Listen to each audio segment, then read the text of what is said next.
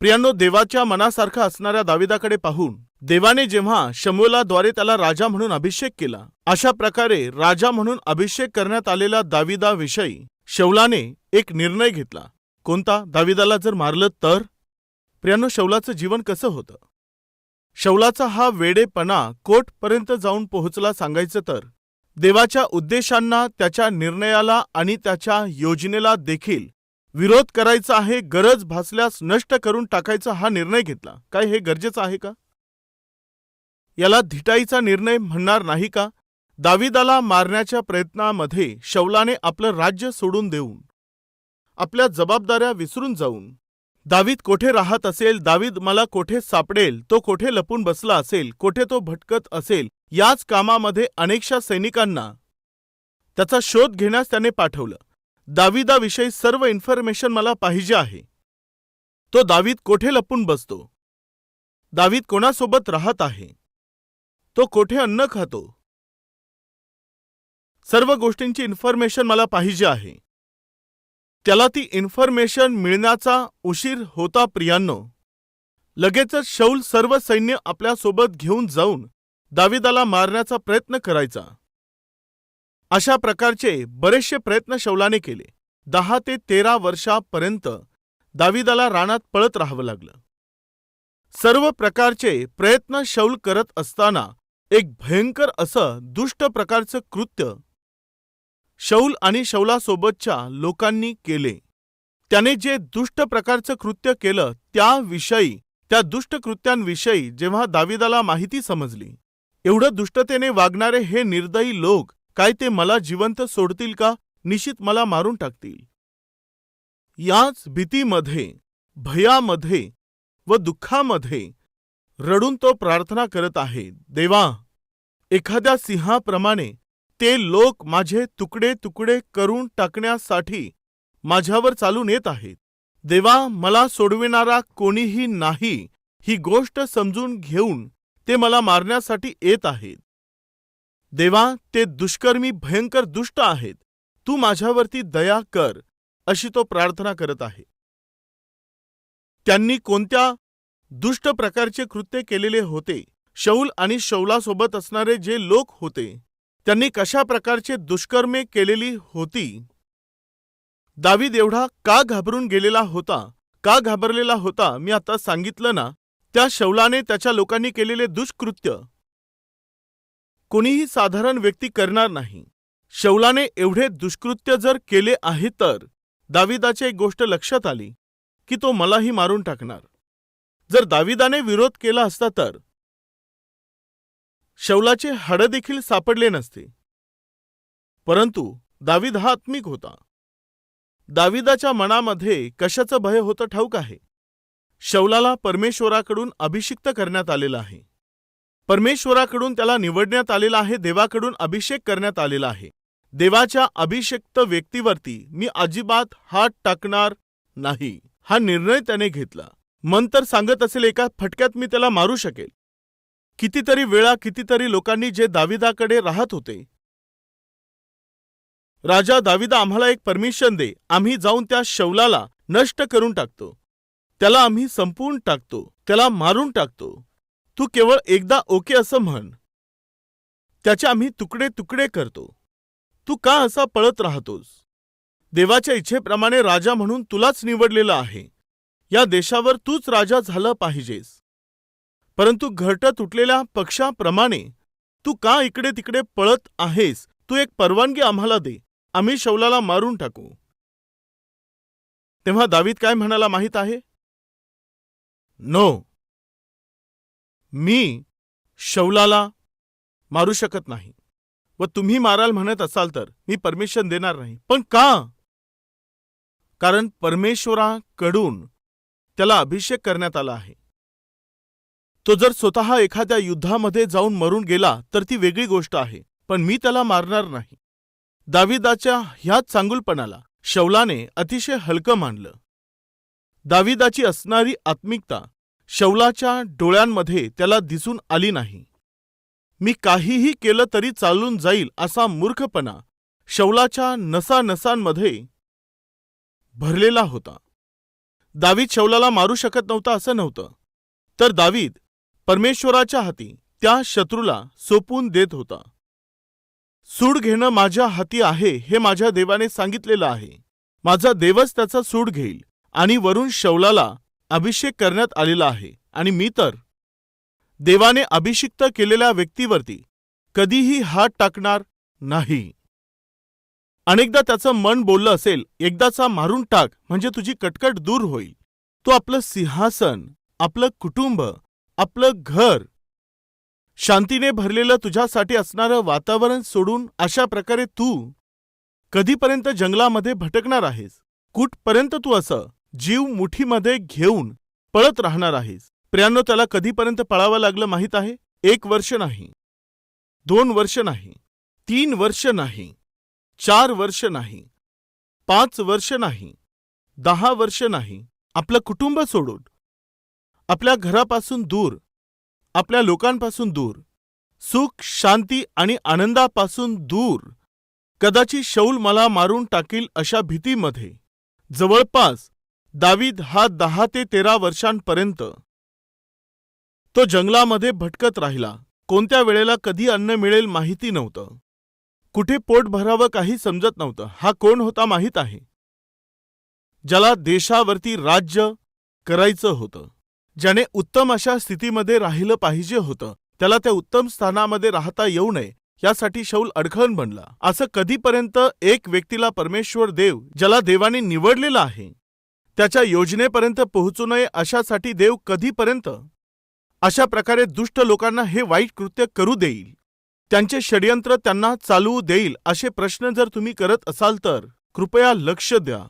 तुम्हाला कधी उंच करायचं आहे, मोठं बनवायचं आहे, सन्मानित करायचं आहे, माझ्या जिवंत परमेश्वर देवाला चांगल्या प्रकारे ठाऊक आहे.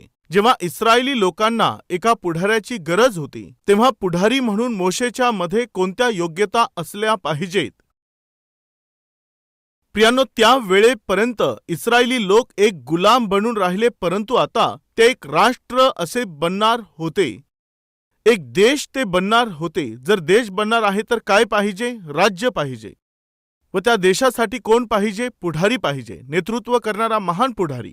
एक देश उभारायचा असेल किंवा त्याला पुढे न्यायचं असेल तर त्यासाठी काय पाहिजे? ज्ञान पाहिजे. इस्रायल नावाच्या एका महान राष्ट्राची निर्मिती करण्यासाठी देवाने मोशेला कोठे प्रशिक्षित केलं?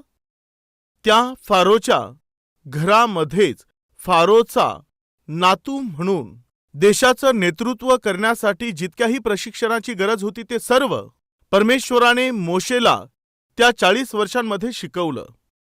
मोशेने आपल्या उतावळेपणामुळे आपल्या शक्तीचा आणि ताकदीचा उपयोग करून एका मिस्राचा खून त्याने केला व त्यानंतर जेव्हा फारो मोशेला मारण्याचा प्रयत्न करू लागला तेव्हा मोशे हा पळून गेला, मिद्यानाच्या रानात पळून गेला.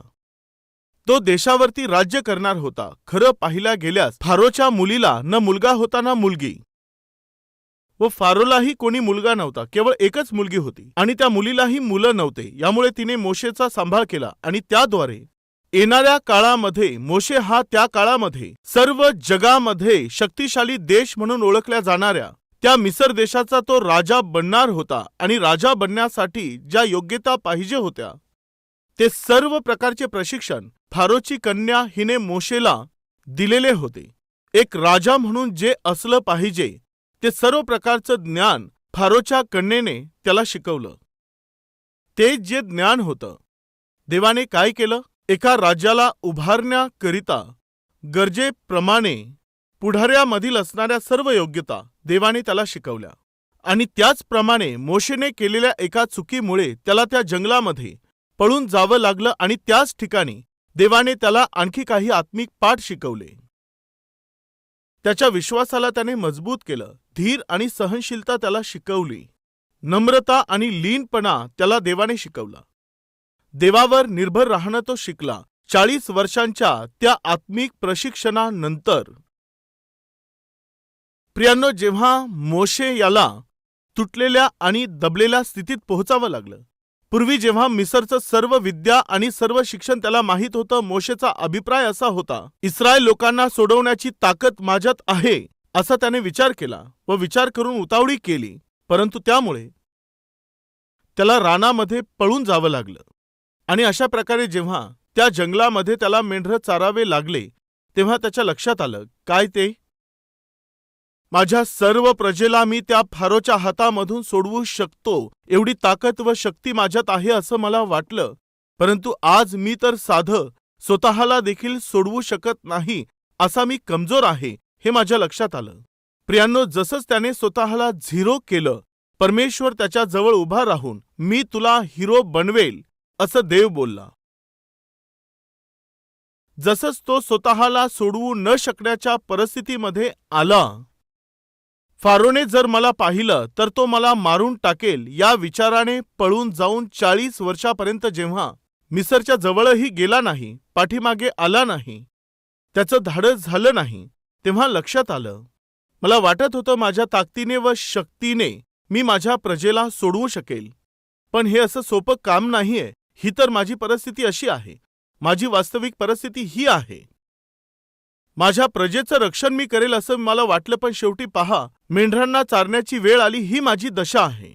हा विचार करण्याच्या परिस्थितीत जेव्हा पोहोचला, तेव्हा देवाने हाक मारून म्हटलं, मोशे, मोशे, माझ्याकडे ये व माझी प्रजा इस्रायल लोक यांना त्या मिसर देशातून फारोच्या तावडीमधून सोडवावं, यासाठी मी तुला त्यांच्याकडे पाठवत आहे. चल. देव कधी बोलला? 40 वर्षांचं प्रशिक्षण झाल्यावर. पूर्णपणे परमेश्वरावरती निर्भर राहणं, कष्टांमधून, दुःखांमधून, अश्रूंच्या खोऱ्यांमधून, क्लेश व संकटांमधून जे काही मोशेने शिकलं, त्या सर्व आत्मिक पाठांच्या नंतर तो ज्या स्थितीत होता तो देवाच्या हातात पडला. त्याच्या लक्षात आलं, देव सोबत असल्याशिवाय, त्याच्या सहाय्याशिवाय मला काहीही करता येणार नाही. परमेश्वरच माझा आधार आहे, तोच माझी ताकद आहे, परमेश्वरच माझी आशा आहे. अशा प्रकारे पूर्ण मनापासून बोलू शकेल अशा स्थितीमध्ये मोशे पोहोचू शकला. कोठे? जंगलामध्येच. कधी? जेव्हा त्याने सर्व काही गमावलं, आपले सर्व लोक त्याने गमावले. जेव्हा आपलं सर्व काही गमावलं, तेव्हा आपलं धन, आपला अधिकार, सर्व काही त्याने गमावलं व एक मेंढरं राखणारा बनून राहिला, तेव्हा त्याच्या लक्षात आलं की त्याची खरी स्थिती काय आहे. व तेव्हाच परमेश्वराने मोशेला म्हटलं, चल, तुझी स्थिती तुझ्या लक्षात आली आहे ना, तर अशा तुला आज मी त्या फारोकडे पाठवत आहे. त्या फारोची मान खाली झुकवून माझ्या प्रजेला मिसरमधून सोडविण्याकरिता एक पुढारी म्हणून मी तुला पाठवत आहे. मोशे, चल, ये. कधी बोलला? जेव्हा तो बोलत होता, देवा, माझ्याच्याने होणार नाही, मला हे जमणार नाही, मला बोलणं देखील जमत नाही, माझ्यावर कोणी विश्वास ठेवणार नाही, मी जड ओठांचा मनुष्य आहे, कृपया तू मला सोडून दे. असं जेव्हा तो बोलला, तेव्हा परमेश्वर मोशेला म्हणाला, यामुळेच तू मला पाहिजे आहे, चल, मी तुला पाठवत आहे. जसंच मोशेने स्वतःला शून्य केलं, त्याने का शून्य केलं? 40 वर्षांपर्यंत त्याने ज्या ठोकरा खाल्ल्या होत्या त्या कारणामुळे तो आत्मिकरित्या पूर्ण परिपक्व बनला. त्याची स्थिती काय होती त्याला समजून आली. प्रिय भाऊ आणि बहिणींनो, आपल्या जीवनामध्ये जर काही प्राप्त करायचं आहे, विजय प्राप्त करायचा आहे, त्या स्थितीपर्यंत जाऊन पोहोचायचं आहे, ते कदाचित चांगले विचार असतील, चांगलं मन असेल, माझ्या आईवडिलांचं चांगलं संगोपन मला करायचं आहे, माझ्या पत्नी आणि मुलांना जीवा पलीकडे जपायचं आहे, त्यांच्यासाठी मला एक चांगलं घर खरेदी करायचं आहे, माझ्या कुटुंबाला चांगल्या स्थितीत ठेवायचं आहे, एका उच्च स्थितीमध्ये मला पोहोचायचं आहे, हे चांगले विचार आहेत. परंतु जो विचार तुम्ही करता त्या स्थितीपर्यंत पोहोचण्याकरिता देव तुमच्या आत्मिकतेला पारखत असतो, ही गोष्ट तुम्ही विसरू नका. देव तुमच्या आत्मिकतेकडे लक्ष देत असतो, ही गोष्ट तुम्ही विसरू नका. देशावर राज्य करण्यासाठी दाविदाला राजा म्हणून निवडल्यानंतर देखील त्यावेळेला त्याचं वय जवळपास 17 वर्षांचं एवढं होतं. जर 17 वर्षांच्या वयामध्ये दावीद जर सिंहासनावर बसला असता, कृपा करून लक्ष द्या, अनुभव न घेताच जर राज्य करण्यास त्याने सुरुवात केली असती, तर सर्व देशाला देखील त्याने मोठ्या कष्टांमध्ये पाडलं असतं. शौलाच्या जीवनात हेच घडलं होतं. अनुभव न घेता राज्य करण्यास त्याने सुरुवात केली व सर्व देशाला त्याने भीतीमध्ये टाकून दिलं. आणि त्याच वेळेला दावीद हा 17 वर्षांच्या वयामध्ये त्याला देखील राजा म्हणून अभिषेक केल्यानंतर लगेचच त्याने राज्य करण्यासाठी सुरुवात केली नाही. 13 वर्षांपर्यंत तो परीक्षांमधून गेला. 13 वर्षापर्यंत खूप खूप अधिकपर्यंत दुःख त्याने भोगले. ते दुःख भोगत असतानाच्या काळात दावीद अतिशय महत्त्वपूर्ण पाठ शिकला. पूर्णपणे देवावर निर्भर राहण्यास तो शिकला. माणसांचे स्वभाव काय आहेत, कष्टामध्ये आल्यावर कोणते लोक आपल्या सोबत राहतील, विजय मिळवल्यानंतर कोण आपल्या सोबत राहतं. जेव्हा विजय प्राप्त झाला, शौल देखील त्याच्या सोबत होता. परंतु ज्या वेळेला त्याची सर्वांकडून प्रशंसा होऊ लागली, सर्व लोक त्याचा गौरव करू लागले, त्याच वेळेला शौल हा त्याचा विरोध करू लागला. यशस्वी झाल्यावर काय होत असतं, आपले खरे शत्रू बाहेर प्रगट होत असतात. आणि कष्टांमध्ये पडल्यावर काय घडत असतं, आपले खरे मित्र कोण आहेत हे बाहेर समजत असतं. त्या दिवशी दाविदाला हे सत्य समजावायचं होतं. खरे शत्रू कोण आहेत व खरे मित्र कोण आहेत.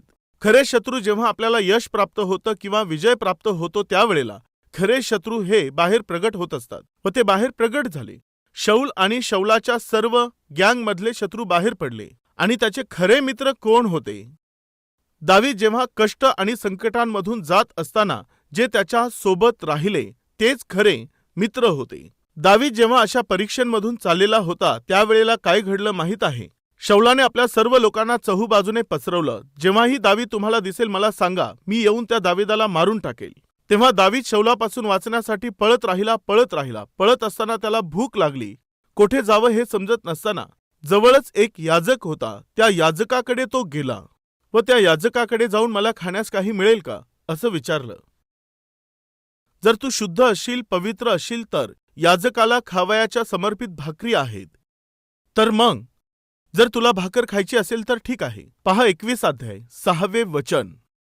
तेव्हा याजकाने त्याला पवित्र भाकर दिली, कारण त्या दिवशी समर्पित ऊन भाकर परमेश्वरासमोर ठेवण्यासाठी जुनी भाकर तेथून काढलेली होती. तिच्याशिवाय तेथे दुसरी भाकर नव्हती. दावीद उपाशी होता आणि तो याजकाकडे आला. याजकाला वाटलं, दावीद हा तर शौलाचा जावई आहे, याने देशाचं रक्षण केलं आहे ही गोष्ट सर्वांना ठाऊक होती. यामुळे त्याने दावीदाला त्या भाकरी दिल्या. यापेक्षा दुसरं कोणतं बोलणं तेथे झालं नाही. जर तुम्ही बारकाईने पाहाल तर दावीदाला त्या भाकरी देत असताना आणि दावीद तेथे पोटभर अन्न खात असताना एका व्यक्तीने ते लपून पाहिलं.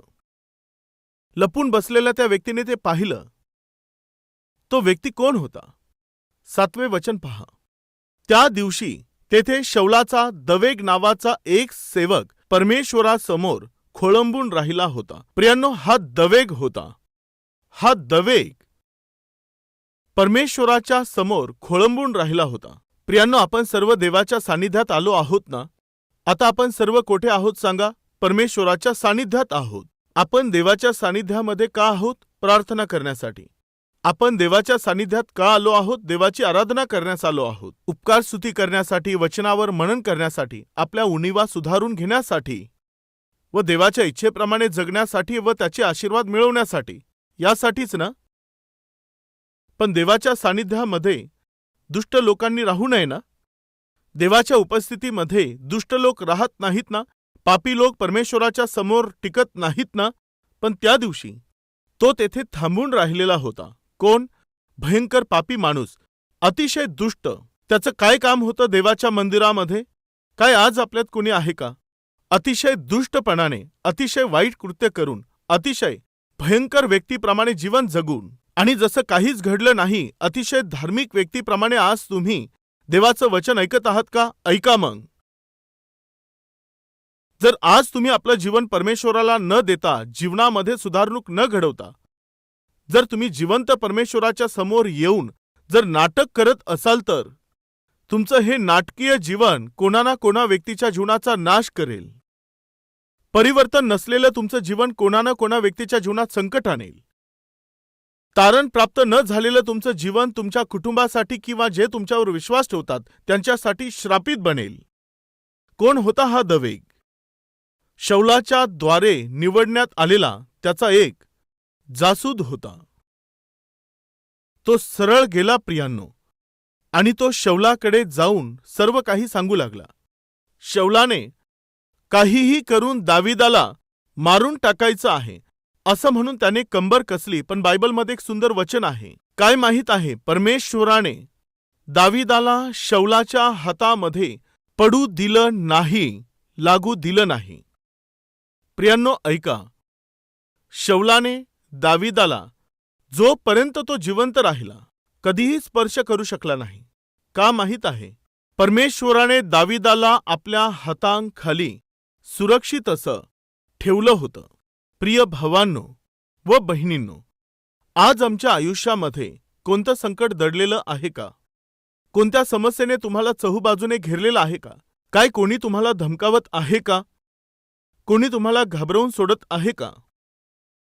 आज भीती आणि भय तुमच्यामध्ये पसरलेलं आहे का? तर मग तुम्ही काय करायचं आहे? प्रार्थना करायची आहे. कशा प्रकारे? पूर्ण मनापासून करायची आहे. दाविदाने हेच केलेलं आहे. दडून बसलेलं संकट, प्रार्थना करणारं हृदय व प्राप्त केलेलं उत्तर. प्रिय भावांनो, प्रार्थना करत चला. प्रिय बहिणींनो, प्रार्थना करत जा. का माहित आहे? कारण तुम्हाला प्राप्त होणार आहे काय? परमेश्वराकडील तुमचं उत्तर. तुमच्या मागण्या व तुमच्या कल्पना यांच्या पलीकडे असणारं उत्तर देवाने तुम्हाला देण्याची आशा केलेली आहे. तुम्ही केवळ एकच काम करायचं आहे, दाविदाप्रमाणे प्रार्थना करायची आहे.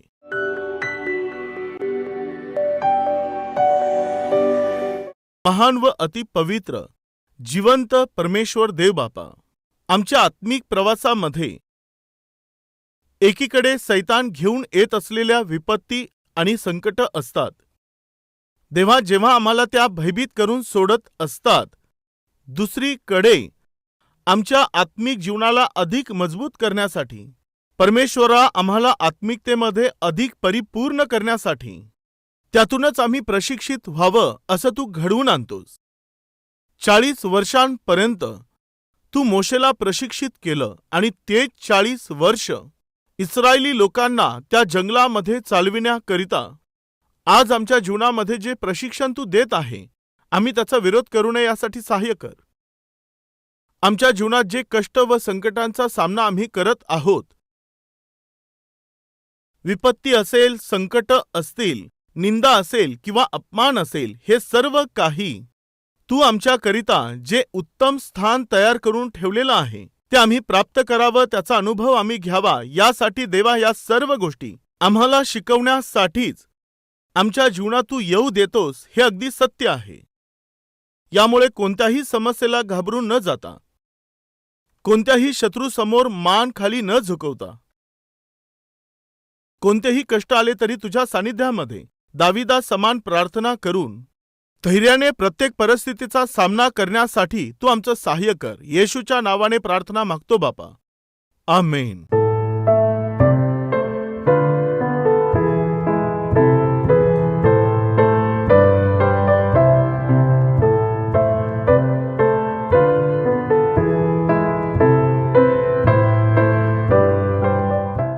आमचा पत्ता Calvary, post box number 30, Kukatpally, Hyderabad 72.